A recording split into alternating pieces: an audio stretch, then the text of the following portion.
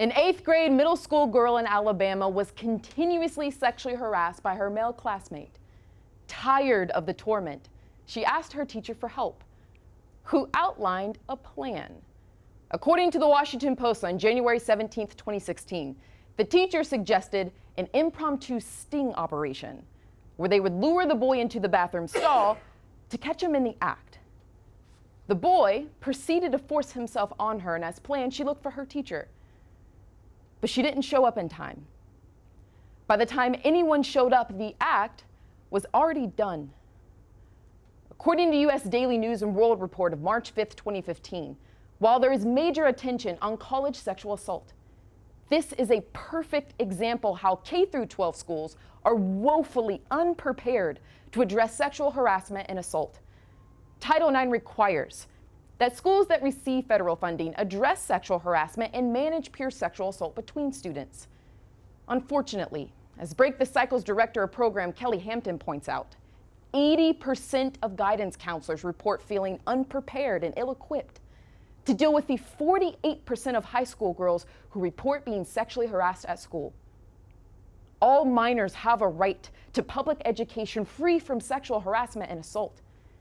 K-12 schools must enforce Title IX and put in place preventative policies to protect students.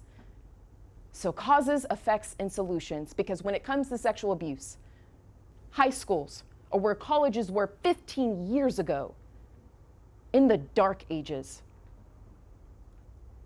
In the 18 months before the Alabama rape, according to court documents, the boy was disciplined 5 times for sexual misconduct and 4 times for violent and threatening behavior, but the case never went to trial. K-12 sexual abuse is mishandled because of lax legal standards and negligent school enforcements. First, schools rely on court rulings, which leads to lax Title IX enforcement. In the workplace, under Title VII, behavior which is severe or pervasive qualifies for sexual harassment. However, in school settings, courts borrow Title VII's language, but they change the or to and. According to Southern California Review of Law and Social Justice, requiring that harassment be both severe and pervasive turns Title IX into an empty shell. Namely, schools are not legally responsible when they fail to protect a student against a single instance of harassment. Molly Hunt was assaulted by her classmate at school. He pushed her up against a wall and proceeded to touch her inappropriately. At work, he would have been fired and the employee held liable. But at school, with a child victim, the court determined the abuse unfortunate, but was not severe and pervasive. Next, schools don't formulate or enforce Title IX because many don't know what it is, and that's not a hyperbole. Colby Bruno, senior legal counselor at the Victim Rights Law Center, furthers. 8 out of the 10 high schools she contacts in regards to sexual assault cases were not even aware that Title IX applied to them. In a 2015 investigation, equal rights advocates sent public record requests to every high school in 7 Bay Area districts. They found a chronic lack of compliance and awareness. Some school principals don't know the identity of their Title IX officer. Others don't have one. One school principal wrote, "I have no idea what Title IX is. I'm sorry." The result of this confusion is administrators in the dark, unsure how to respond to sexual assault cases and victims without help.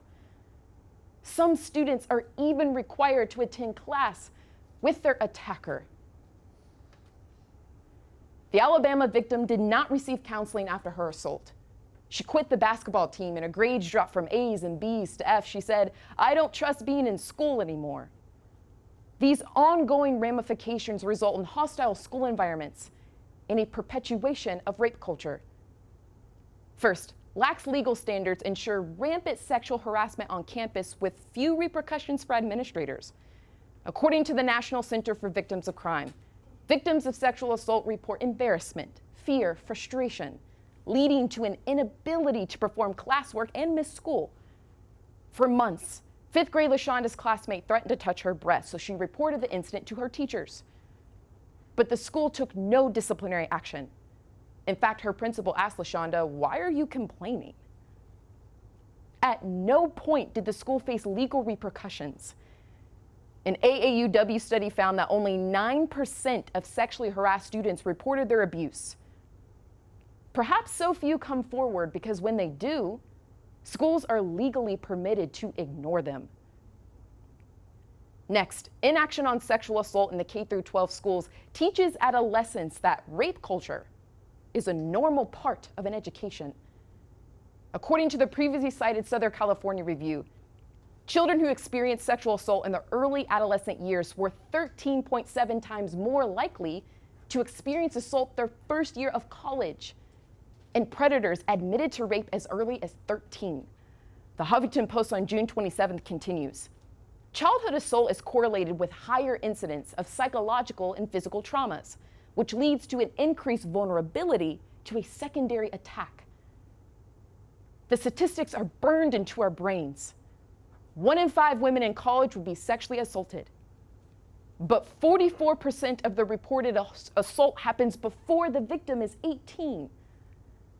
1 in 3 girls and 1 in 5 boys will be sexually assaulted prior to leaving high school. Clearly, rape culture doesn't spontaneously emerge at freshman year frat parties. Esther Workov and Joe Levin's daughter was sexually abused in 2012. When they heard of the Alabama case, they immediately started a nonprofit. They believe that addressing this problem will require a nationwide movement where students and parents who know their Title IX rights demand schools meet them. Their courage should prompt our action to protect the dignity of students and increase Title IX compliance in schools. First, instead of relying on courts' severe and pervasive standard, schools must consider the dignity of their students. Camille Gear, a professor of law and psychology, argues, schools have a responsibility to ensure that their campus environments preserve the safety and agency of their students. Federal legislation must provide incentives for schools to take such action.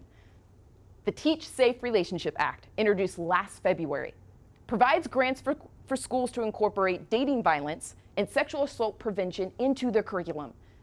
The legislation is expected to pass this year. However, according to WE News on December 7, 2015, participation by schools is voluntary. So visit knowmore.org to download my social media guide and letter to send to school districts in your area. We need to ensure that these programs are implemented across the country. Finally, our action can ensure schools become Title IX compliant. Title IX requires that schools have and distribute a policy against sexual discrimination and designate an employer to serve as Title IX coordinator. When a victim comes forward, they should be provided an escort between classes and activities, be free to attend class free from their attacker, and provided with counseling and academic support services. Visit StopSexualAssaultInSchools.org to download a legal checklist of Title IX compliance questions to send to your former high school. You'll become a part of an innovative campaign called Adopt a School District.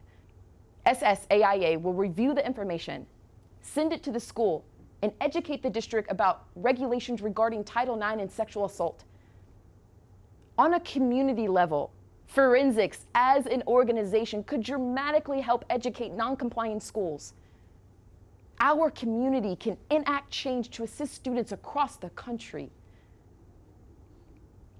The Alabama victim eventually dropped out of school and moved to North Carolina, where she received counseling and treatment for her depression. 6 years later, and the case is dragging on, she's now 20. Fortunately, after looking at causes, effects, and solutions, we are better equipped to enact powerful action to protect those who can't protect themselves.